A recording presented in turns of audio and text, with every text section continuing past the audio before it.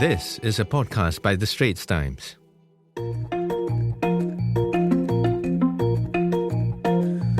Audrey, I bet you're keeping an eye on your electricity bill, given the spike in energy prices with the Iran war. Definitely. Another thing is keeping me up at night, which is that we are soon entering the hottest month of the year, which is in May. That's just next month. And even after that, there might not be any respite because scientists are forecasting the arrival of another El Nino. So we face a sizzling time in hot Singapore in the months ahead, guaranteed to definitely push up your power bills, and not at the right time, right? So adaptation, it's become a national security priority. And in Singapore, we'll find out more in 2027 when the Singapore government releases its first long-term national adaptation plan. Welcome to Green Pulse, an environmental podcast series at the Straits Times, where we aim to provide you with a Southeast Asian perspective to global environmental challenges. I am Audrey, one of your co-hosts. And I'm David, and I'm the other co-host. So, back to what you said about adaptation, David. Yes, you're right. There were some national level announcements about how Singapore has designated the year 2026 as its year of climate adaptation, meant to really make adapting to the impacts of climate change a national priority. We expect the formalized plan, called the National Adaptation Plan, to be ready by 2027. But there are some pillars in place already that we could start talking about, including about how Singapore plans to help its people beat the heat without over-relying on aircon. But first, what is climate adaptation? So it is taking steps to dial back the risks and the threat from climate change for communities, for business.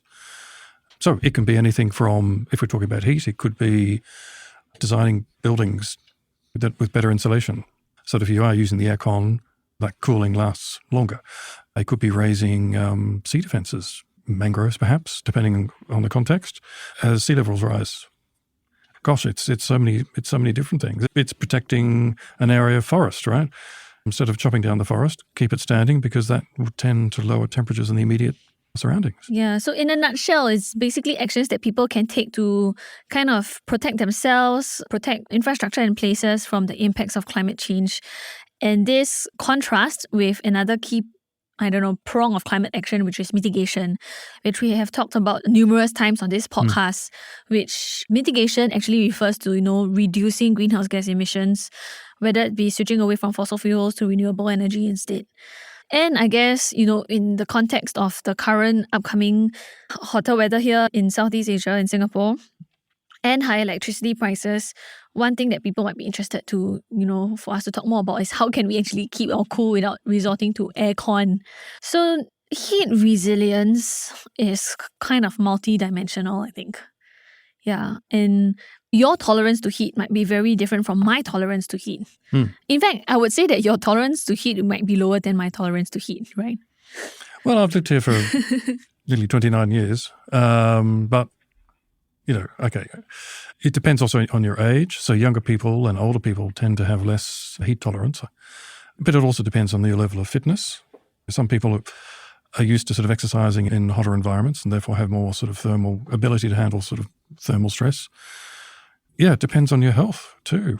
Yeah. Existing health conditions might make you less heat tolerant. Yeah, so I think like you said, we all know that certain groups of society are more vulnerable to the impacts of heat. Young children, old folks, people with chronic health conditions. But even then, there might be differences among gender, occupations, and so on. So I think one of the new announcements that Singapore has announced is that they will be putting millions of dollars into this new heat research program that will actually look into how different sectors of society respond to heat. So this is important because it could help us come up with tailored strategies that are suitable for different segments of society. So this is a new program, so we don't really have any concrete outcomes from that yet. But I think there are already some research groups across the country and also in other parts of the world that have looked into things like, acclimatization programs for foreign workers.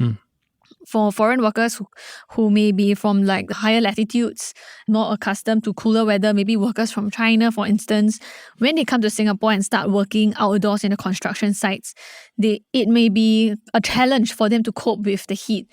So the Ministry of Manpower, actually, they do have an acclimatization program that gradually introduces these workers to the outdoor work conditions in Singapore. And I think the MOM has actually done quite a lot on protecting workers from heat. And unsurprisingly so, since this is the group of workers who are outdoors in construction sites, not very comfortable sites, for lengthy hours of the day. So we have also heard about the distribution of ice slushies, mandatory timeouts when wet bulb globe temperature rises. So the wet bulb globe temperature is like a measure of heat that also takes in not just air temperature but also humidity and so on. So the heat stress index, right? Was it the green, amber, and red, right? Depending on the level of so the wet bulb. Yeah. The WBGT. WGBT. Depending on where that is, and that's a complex measure of heat, humidity, wind, and a few other metrics too. But it's quite clever the way it's designed, because it is just like a traffic light symbol in which, if it's in red, then that tells you basically don't stay outside for very long. If it's green, you're okay. And this is all part of the public education, which I think is also key to improving resilience to stress. Because we all get tied up in our busy lives and we don't really think about how heat really affects us minute by minute. I mean, you'll naturally know when you're feeling hot, but you might not realize perhaps how dangerous that might be. So all of these things I think are really quite key. But it's not just the ordinary person going around their daily lives. It's also, as you mentioned, construction workers. It's food delivery riders and motorcycles and e-bikes. It's people out in the shipping sector, out at ports. Airports as well. Security guards, national parks workers, gardeners. Horticulturalists.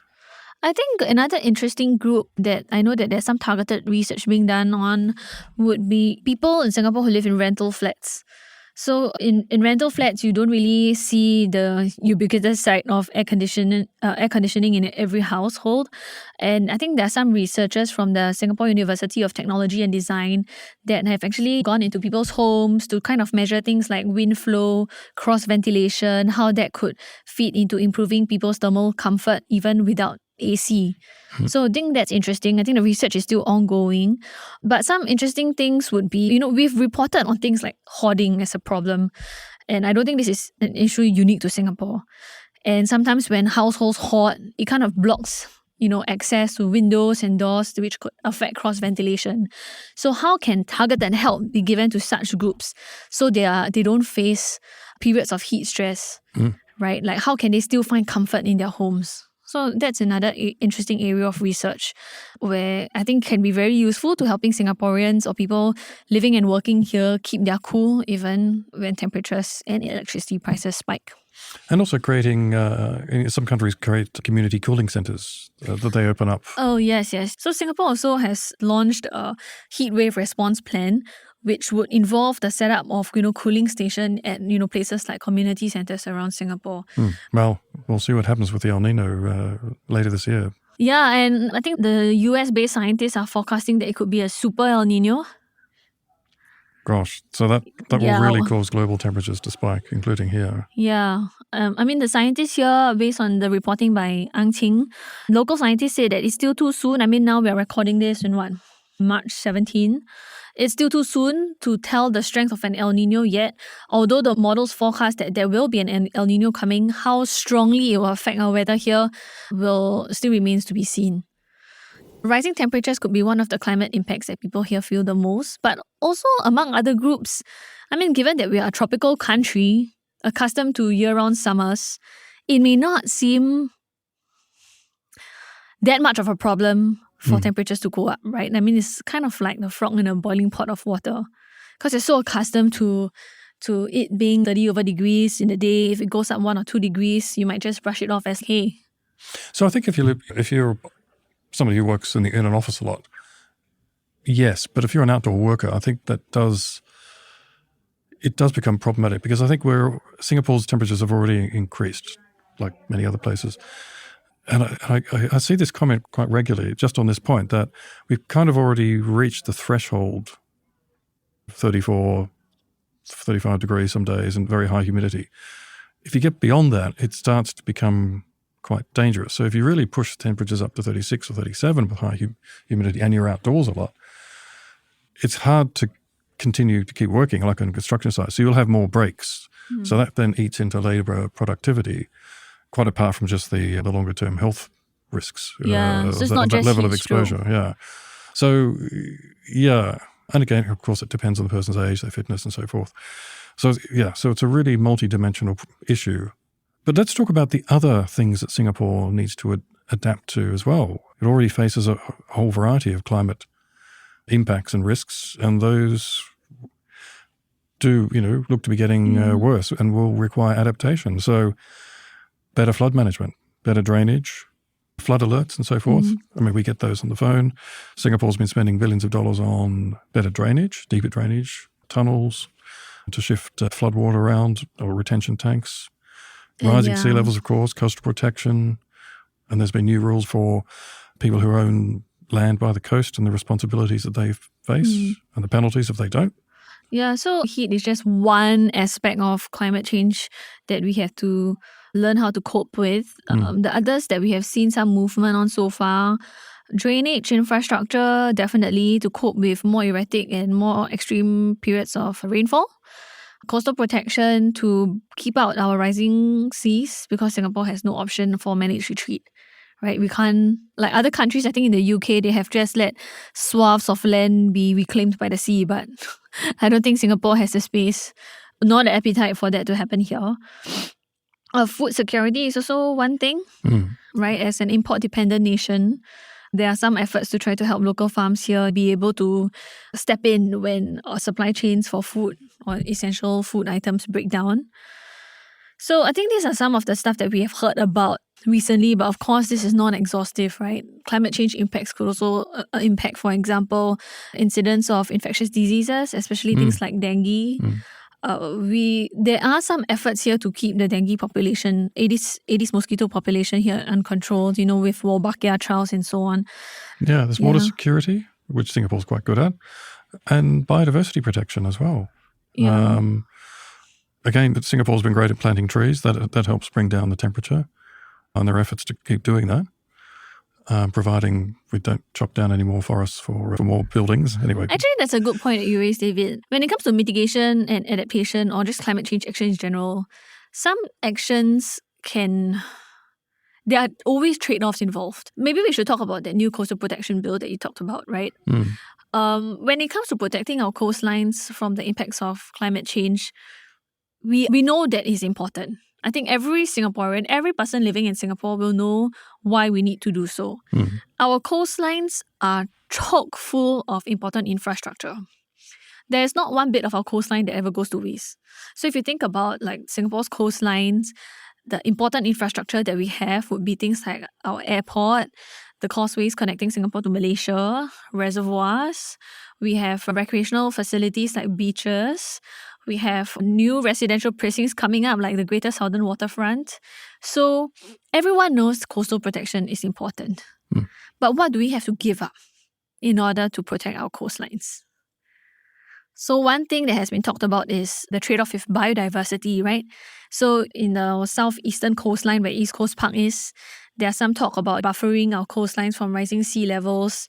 It involves reclaiming land, reclaiming Long Island offshore and using kind of that reclaimed land to build new housing, new recreational facilities and so on at a higher ground.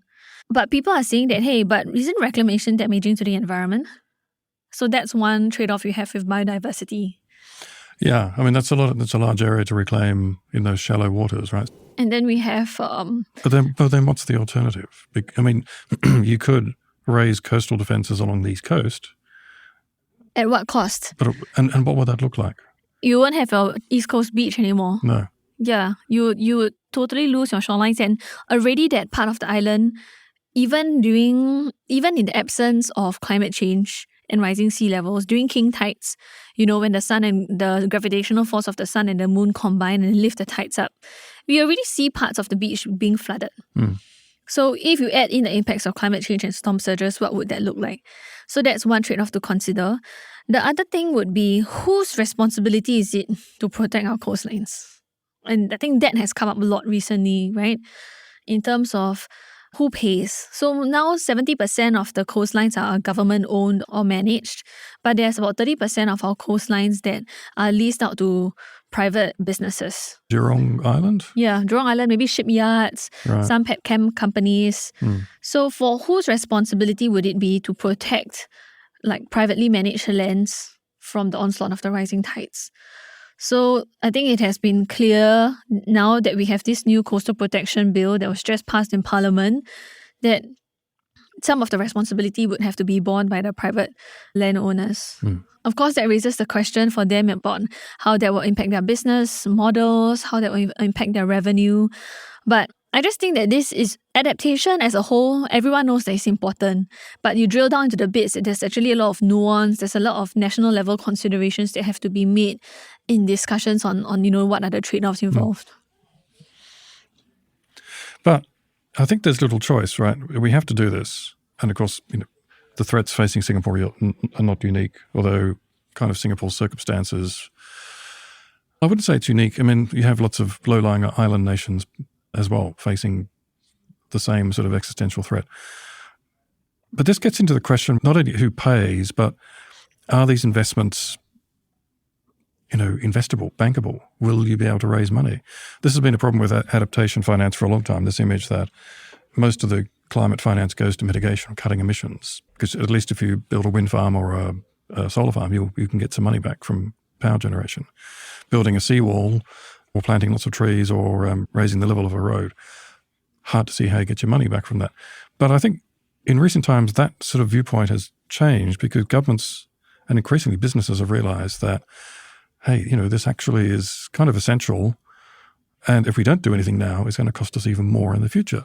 Yes, actually, I've also made the same observation as you, David, that the narrative has kind of changed or people are taking a different stance to it now. We've seen people here talk about framing adaptation not just as an imperative for protection, but as an imperative to attract businesses to your country, right? Because now that climate change impacts are undeniable, businesses want to be assured that if they set up shop in a place, they invest money to build a factory, there establish supply chains, they want to be assured that, there are adequate safeguards in place to protect all of this infrastructure from just being washed away by the tides. And also, of course, they also want to be setting up in a place that they can get insurance, and the insurance premium is affordable. Because insurers are they're all over this these days in terms of, to the point that insurers are pressuring their clients or potential clients and say, hey, this factory you want to build in this location is in a flood zone, and it's in 10 years' time it could face much greater flooding threat. Or you've placed it in an area which is prone to wildfires. Or if you want to keep your factory there, your existing factory, you have to put in flood defences around it, or raise it by, say, 2 or 3 metres, which of course is expensive. But the long-term bet on that is that you will get lower insurance premiums to kind of offset some of that investment cost. Yeah. And so being attractive to businesses and drawing lower premiums because there's some protection already in place is one thing. But recently, we've also seen a lot of reports by private firms highlighting that there's a lot of investment potential in adaptation. So one thing that has prevented money from flowing into such solutions in the first place is the idea that adaptation strategies can't earn you money. Right, you compare, let's say, a mitigation project, a solar plant. I can sell the electricity generated from a solar plant. But if I build a seawall, what can I sell? Exactly, yeah. Yeah. But that narrative seems to have turned on its head, and it's all to do with framing, right? Now that companies know that climate change defenses are essential, they may try to invest in it. And last year, there were kind of 2 reports involving Temasek and GIC, highlighting that, a lot of solutions, there's a lot of investment potential in these areas as well. Some estimates say that for every $1 of investment in adaptation, that can bring returns, quite significant returns in economic and societal benefits. So, for example, $1 million invested in adaptation against coastal flooding leads to $14 billion reduction in economic damages, which is quite amazing. Yeah. So I think there are kind of like two aspects to look at this when it comes to adaptation finance. First is investments into the solutions themselves, right? Okay, now we have established that, early warning systems, flood defenses, there is scope. I mean, there's going to be a demand. And when there's a demand, that means that there's some investable opportunities there. But on the other end of the spectrum, it would be who is going to pay for these solutions? We know that these solutions are needed, but who's going to be willing to pay for that? So I think this is where governments need to come in and to co-invest, to share the cost. Now, the $100 billion over the next century that Singapore plans to spend on coastal defences, I imagine it's going to use some of that money to leverage private investments as well. Like, who's going to pay for Long Island? That's not going to be entirely government money, right? Yeah. Some of that is going to come from, I think, property developers because, sure, you'll have all these concrete caissons being built out as the seawall, and then you'll have apartment buildings on top and probably retail and parking underneath. So there's a commercial benefit there. Yeah, I mean, I agree completely. Government finance alone is not enough. But how can we convince private businesses to put their money into adaptation?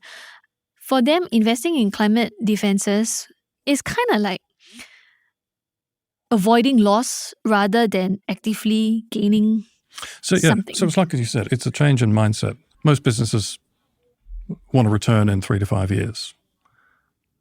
But that's different in this case. And I think it's also a mindset shift in what you were saying earlier, that I think companies, governments, insurers are all waking up to the need to do much better climate risk and resilience assessments, that you need to understand what the threat is and the risks are going forward and what those costs will be if you don't do anything. And I think it's not just that change in mindsets that's needed, but you also need financial instruments that are available. So recently, Hui Shan, one of our colleagues, did an interview with Helge from DBS, the Chief Sustainability Officer, and he told us that DBS is actually making climate adaptation a priority, and one of its immediate focus areas is to develop new financing solutions and strategies to fund adaptation. So that's quite interesting because we are in the field of sustainable finance. We know that there are a few instruments that lend themselves well to financing climate-friendly projects. Blended finance, green bonds, blue bonds, and so on. So how can we tweak these structures to fund adaptation so that for the people investing in these resources, it may not seem so jarring as them just having to put money into this thing called climate adaptation. Issuance of bonds allows you to raise money from different sources in order to put money into it. So I think that's also an interesting development in the adaptation finance space. And it's quite interesting to see how many different players are involved in order to make this work. It's not just governments and government policies. It's also about your investors coming up and telling other smaller scale investors that, hey, there is an opportunity here for you to invest in companies that are providing these solutions. And on the other hand, you have financial institutions structuring products that will make adaptation actually a financeable kind of strategy. So yeah, it's really interesting to see how all these are shaping up. So going back to what we opened this podcast with, which is how can we keep cool in the face of rising temperatures and energy prices? Well, a lot of the things are still in the early stages, but I think that there are some efforts that you and I can take in order to remain cool without immediately relying on the air conditioner. For me personally, I like to drink cold water. I am quite an aberration from many other Chinese friends who actually are told to avoid cold. Right? In traditional Chinese medicine, cold is bad, and people are always encouraged to drink warm drinks, take warm showers, and so on. I think there is some research going on now to see how traditional practices can be incorporated into heat advisories for people, especially in the tropical weather. But that's what I do. I take cold showers and I love my cold drinks. Yeah, so I think everybody's different and you have to adapt, no pun intended, to your individual circumstances. But for me, if I'm going outside and I have to go outside in the middle of the day and it's hot, make sure I'm properly hydrated. You wear loose sort of cotton clothing. I wear a hat. But if you're going more strenuous exercise, I think it's really important you need to also check the heat stress index that I was talking about earlier. And then maybe if you're going for a walk, stick to shadier paths as well. Don't go out in a blazing sun unless you absolutely have to. A lot of people like to ride bikes. But again, maybe just adjust the time first thing in the morning or in the evening when temperature's gone down a bit. Yeah, I think sun protection is very important. Many other Asian countries like Japan and South Korea, people are quite disciplined about bringing their hats out, umbrellas out. Here, I see more people, toting a brolly about now, but... Oh, I do know. And I'm not ashamed to say that, because I don't want to get sunburned and I've got fair skin. Actually, it's a little bit cooler because it keeps the direct sun off you, even if you've got a hat on. Yeah, and then... I don't know about taking cold showers, but for me, I don't have the temperature ranked all the way up to maximum. But the same for the aircon. I have the aircon set at 24, 25 at home. That's sufficient. I think some green building experts have suggested that you can set your temperature your air conditioners to a higher temperature and then turn on the fan as well. So instead of setting your air cons to 17 degrees Celsius, you can set it to 25, 26 and then turn on the fan in the room as well. So then that kind of keeps your electricity bills under control while still ensuring that you get the cooling effect and the dehumidifying effect of an aircon. Yeah, so there are lots of other things. In terms of infrastructure, for example, it's better to have buildings that are painted a lighter colour, white preferably. And of course, putting plants on the roof of a building. Green roofs. There's like some suggestions about, having more pockets of greenery in the urban city to kind of cool temperatures down. And I think all that are being worked out at the national level, the infrastructural level in terms of city planning, town planning. How can we incorporate more passive cooling strategies into that? But while we wait for all these developments to eventually pan out, I don't think that it means that you and I can do nothing, because we can adjust our own individual, the way we interact with our environment in terms of how we dress, checking the weather forecast, which is useful not just during periods of heat, but also because of the erratic weather and the rain, right? Yeah. And that's a wrap for this episode of Green Pulse. Once again, I'm Audrey Tan. And I'm David Fogarty. You can email us your thoughts on this episode. Links to our articles and how to connect with us on social media are in our show notes. This episode was edited by Haju Rahim.